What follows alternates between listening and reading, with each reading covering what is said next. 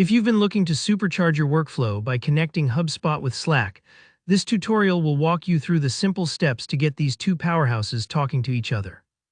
By the end, you'll know exactly how to set up the integration so you can get automated updates, notifications, and seamless communication, all without bouncing between tabs. Let's dive right in. The entire connection process actually begins from inside your HubSpot account. This detail can trip people up if they search for settings inside Slack first, so always remember, start in HubSpot. Once you're logged into your HubSpot dashboard, look to the very top navigation bar. You'll spot a little shopping bag icon, that's the marketplace. Go ahead and click it. The app marketplace is essentially HubSpot's directory of pre-built integrations with other platforms, and it's your gateway to adding Slack. Now that you're inside the marketplace, type Slack into the search bar and hit enter. You'll see the Slack integration app pop up right away. Selecting it will take you to the app's details page, which usually offers more info on the features the integration offers. If you're someone who likes to know exactly what you're importing to your workflow, take a moment to scan through the app's description and screenshots. But if you're eager to get going, click the Install App button. At this point, HubSpot is going to walk you through a few prompts to get the installation rolling. You may need to verify which HubSpot account you're connecting, especially if you manage multiple portals.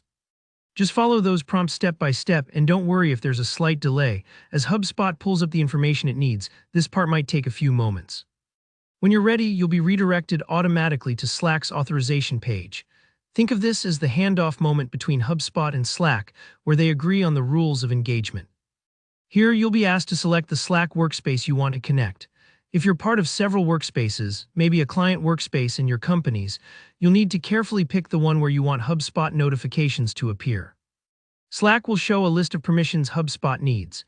These can include posting messages, viewing channels, and so on.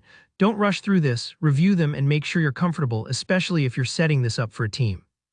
With integrations, understanding permissions matters for keeping your data secure. Once you're satisfied, hit Allow. That's the magic button. By clicking it, you're authorizing Slack to talk to HubSpot and for the integration to start working. You'll be automatically redirected back to HubSpot's settings page, and you should see a confirmation that the connection is live. And that's it. You've successfully brought together HubSpot and Slack, paving the way for smarter, faster communication, whether it's automated deal alerts, task reminders, or meeting notifications.